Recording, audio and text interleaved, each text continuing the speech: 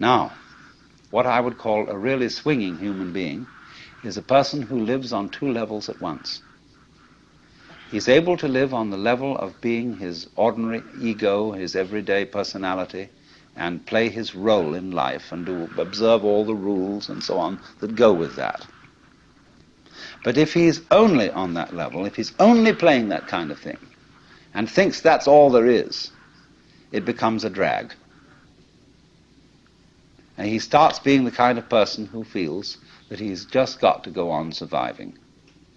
See? It's terribly important to go on surviving, to live. And he works at that. And his children learn the same attitude from him. And they, he says, well, I've got to survive because I've got all these children I've got to support, and so on and so forth.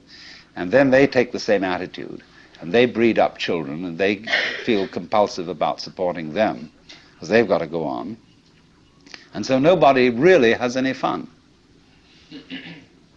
It's just, we've got to make this thing, you see. And you don't have to.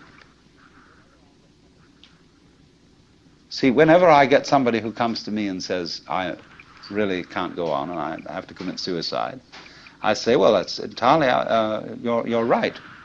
There's really no reason why you should go on, and if you want to commit suicide, do it. You can check out.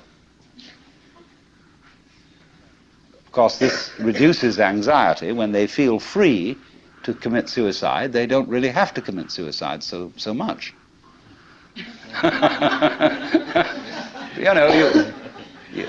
You can commit partial suicide.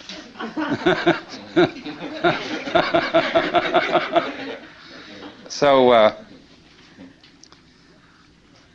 the sense that you just have to go on living, see, that life is a must. When you say to anything spontaneous, see, life is spontaneous. It happens, in the words of the Taoists, Zheran, which means of itself so. That's their Chinese expression for nature. What happens by itself, what isn't pushed, but it just pops up, you see? Like, I'll never forget, there was a great Zen master I knew once in New York. He was giving a lecture one evening, and he was dressed in his gold ceremonial robes, and he was sitting in front of an altar like this sort of thing, but he had a table in front of him with very formal, with candles on it, and a sutra scripture on a little desk, and he was lecturing on the sutra. And he said, fundamental principle in Buddhism is no purpose. Purposelessness. When you drop fart, you don't say, at 9 o'clock I drop fart. It happened of itself. And all these pious Western devotees, kind of put their handkerchiefs in their mouths and tried not to laugh. So, but that's the meaning of something that happens of itself, like drop fart or have hiccups or just you came into being, It happens in a kind of a plop way like that. See? Now, you can't tell that process, you ought to happen. You must happen. Because that puts a bind on it. In the same way as when you have a little child and all the relatives have come to a party on Thanksgiving, and you put the child into the middle of all the relatives and say, now dear, play. See, it absolutely bugs the child to do it like that. And so this is the problem for every artist. Because an artist is a man who makes his living by playing, whether he's dancing or painting or playing music or whatever it is. And he has to overcome this problem.